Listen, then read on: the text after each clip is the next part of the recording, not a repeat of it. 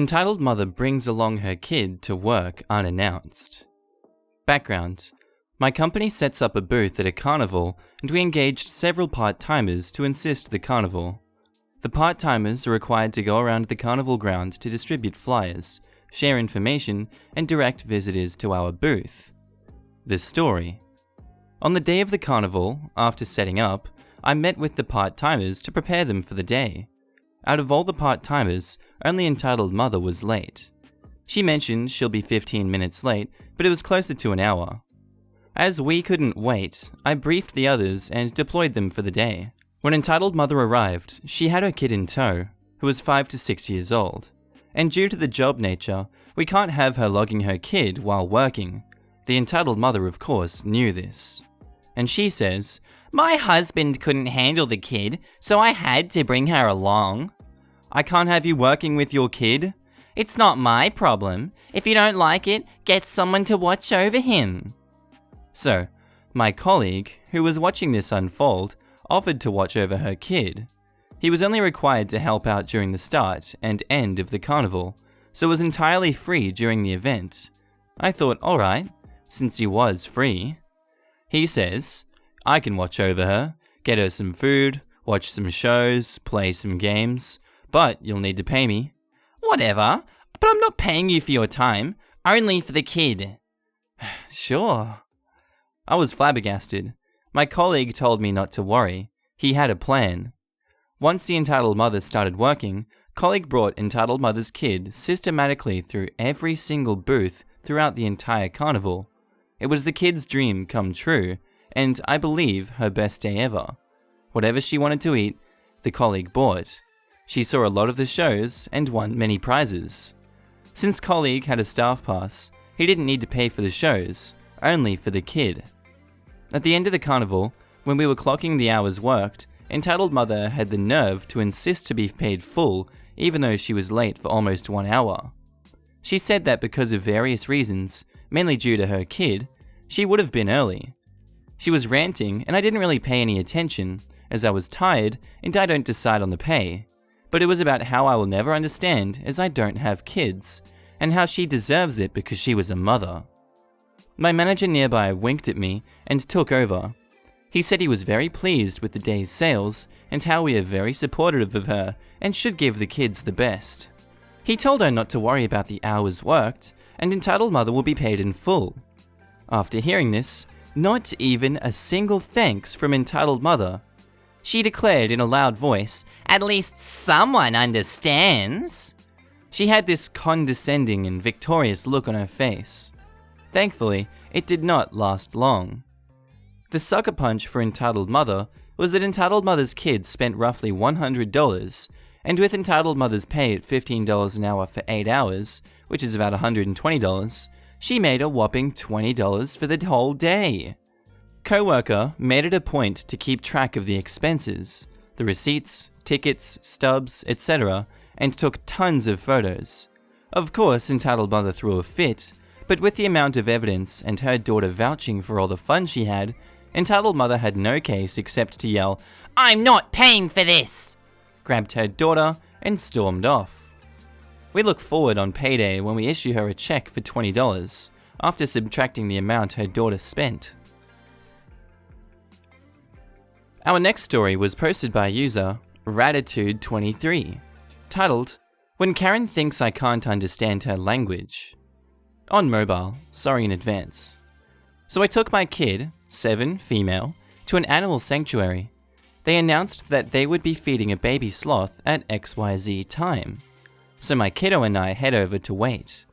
My kiddo was right at the front, close enough to look the sloth in the eye. Karen was standing at the right of my kiddo. Her son, who looked to be about 11 years old, comes shooting through the crowd and stands right in front of my kid. My kid has a list of neurological disorders and can't yet navigate the finer points of social interaction, so she freezes and starts to tear up. The following exchange occurs. EM is entitled mum, EK entitled kid, and me. So I say to her, "Excuse me, you're standing in front of my daughter." The entitled kid looks dumbfounded but doesn't move. "Hey bud, can you please move to your right? You're blocking my daughter." The entitled kid decided to give his balls a tug and replied, So, don't be rude. Move, please. The entitled mother says in Hindi to the entitled kid, Ignore this stupid tramp's son. So then I push my kid forward in front of this arsehat kid. Then quietly to the entitled mother in Hindi say, Auntie, this white tramp knows Hindi. Crap-eating grin intensifies. The entitled mother grabs the entitled kid and hot-foots it out of the crowd. Today's lesson, kids. Don't assume someone doesn't speak a language because they're a different ethnicity. Our next story was posted by user Panic Tuna, titled, Entitled Mum tells her friends she owns my house and lets random kids swim in the pool. TLDR at the bottom. Hi! For a little backstory, I live in a nice house. It's right on the beach and I take good care of it and my garden, so it's not strange to see people admiring my home. I'm also a teenager and basically live alone. My dad and mum both work in the other states and travel a lot, and my sisters live with her fiancé. I can drive, do laundry, can go grocery shopping, so this isn't too weird. I don't like driving, so I usually bike everywhere and I have a pool in the backyard. On to the story! Our cast are EM, entitled Moth, EK, entitled Kinder Egg, CF1, CF2, the entitled Mother's Confused Friends, and CT, Confused Twins. Okay, so I just had a long day at work and had a few groceries with me on my bike. I just wanted to take a nice hot shower and I look like death in my fast food uniform. As I pull onto my street, I see a line of people blocking my driveway, like full blocking. I pull onto the sidewalk and start walking my bike towards the group, and I overhear CF1 talking about how happy she is for entitled mother and how beautiful her new home is. I'm like, what? No house nearby was sold or is even on the market, so I try to pass to get to my garage. Hey, can I get past please? Just go around. Can't you see we're busy? Oh, I just need to drop my bike in the garage and then I'll be out of your way. I'm glad you like the house though, I try to take care of it. I think you might be confused. Entitled mother lives here. Oh, no. This is my house, I live here. I don't know her. You are obviously trying to break into my house. Get away before I call the police. No. You need to leave. I will not. Get off my property. At this point, I just push past her and head towards the garage. That's when I hear the splashing. No one should be in the pool. I drop my bike and run to the backyard and see 3 kids swimming in my pool. Fuck that, I raise my voice and tell them to get the fuck out. The CT both get out but are obviously confused, but the entitled kid stays in. My mommy says I can swim. Go away, you bitch. No! I'm not responsible for you drowning. Go to hell. Get the hell out of my property. Don't talk to my angel that way. It's his pool. Entitled mother, what's going on? Who's this girl? She's trying to rob me. Get the F out, kid. I'm panicking at this point. Prove it. Prove that you live here, huh? Entitled mother, why don't we go inside? The kids shouldn't be here for this argument. Like hell you're going into my home. Yes, we're going inside. Now go away, girl, before I call the police. Fine, I dare you to get in. So, the group climbs the stairs. Obviously, entitled mother didn't think this through. Only 2 keys to this house exist. My key and my sister's. I lock up my bike, grab my groceries, and push past entitled mother. She's making excuses to her friends about why the key doesn't work. So I say, excuse me, if you don't mind, I'm going into my home. Entitled mother, what's going on? I close the door and lock it as entitled mother is banging on my door, screaming about how she's going to call the cops. I called the cops, not her. She ran off as soon as she saw the cop cars and the friends stay behind, very confused. They explained that entitled mother had told them that this was her house and that they were just going to swim in the pool and then head to the beach so they would never go in the house. Later on, no charges are pressed on entitled mother. I hope she learned her lesson. Edit 1. You people are so awesome, and I'm starting to regret not pressing charges. And also, I should have put in this earlier that this is my parents' home, or the summer home, but I've lived here most of my life. I pay rent and go to school, but my parents are always gone, so I basically live alone. Sorry for the confusion. Our next story was posted by user 423869962, titled, "Give me the money you put aside for your baby because you might still miscarry." Well, that's nice.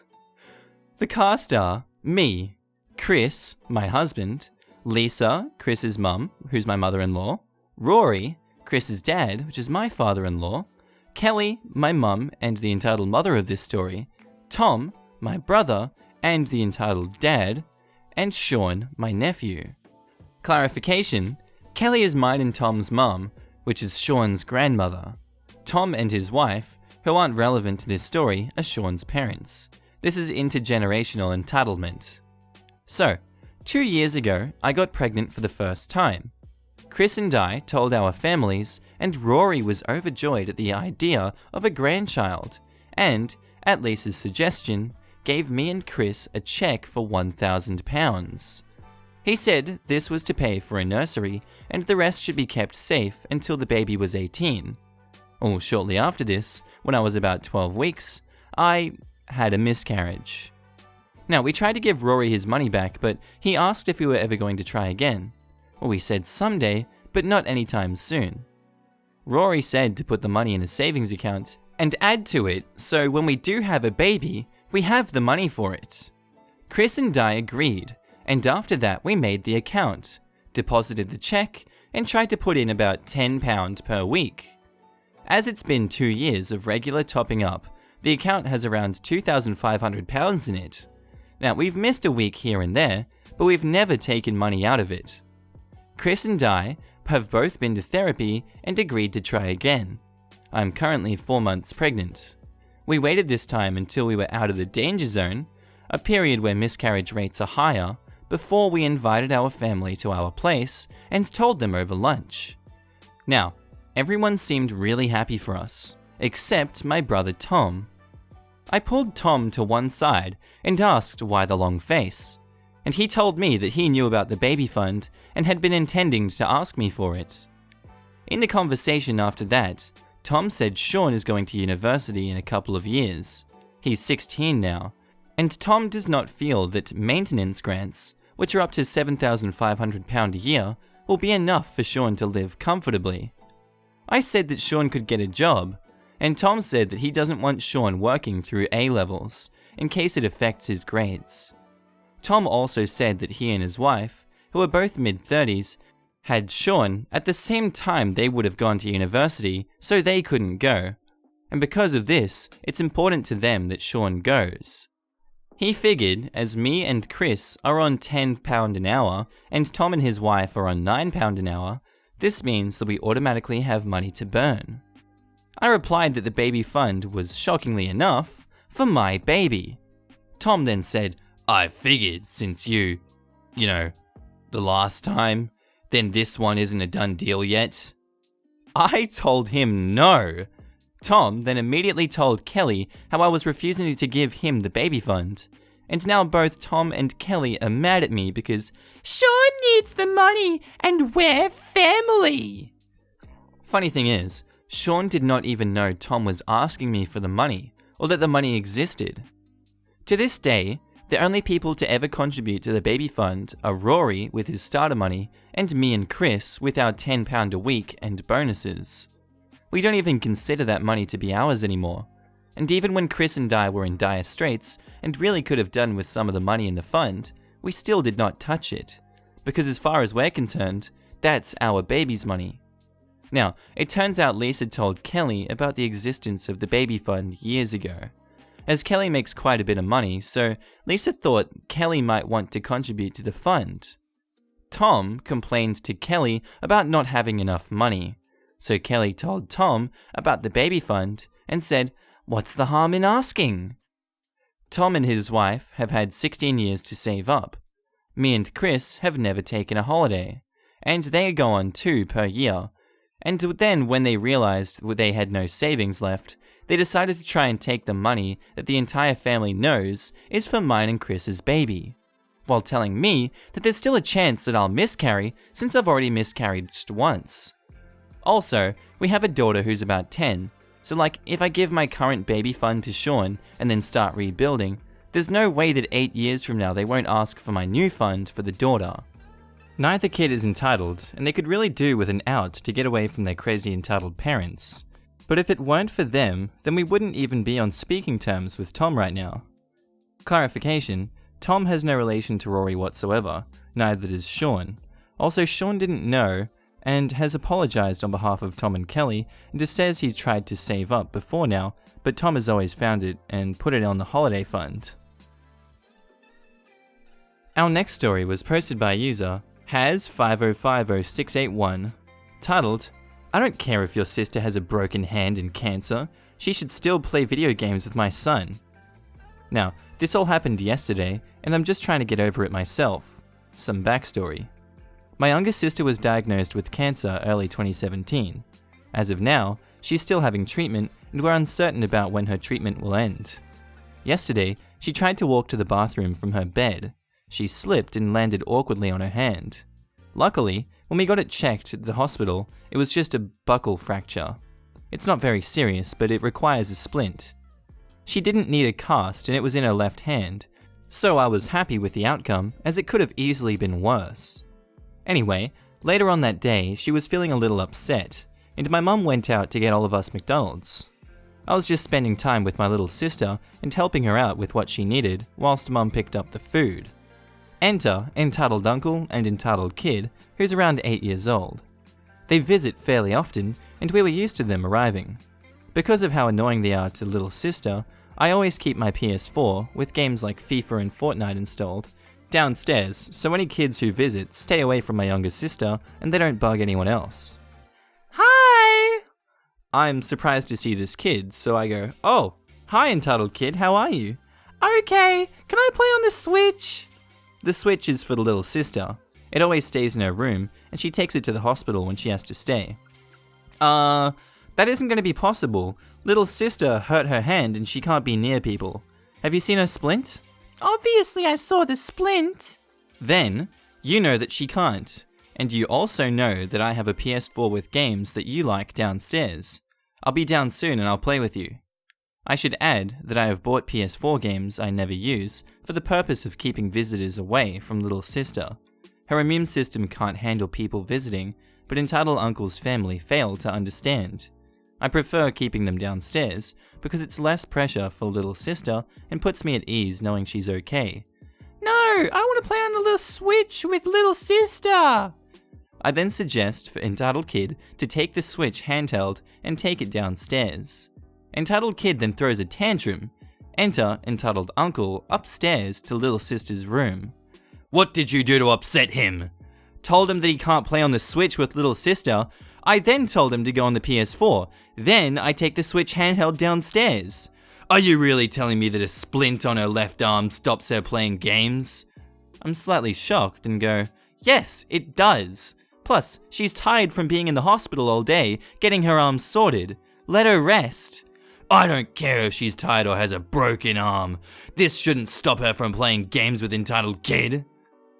I'm just shocked at this point.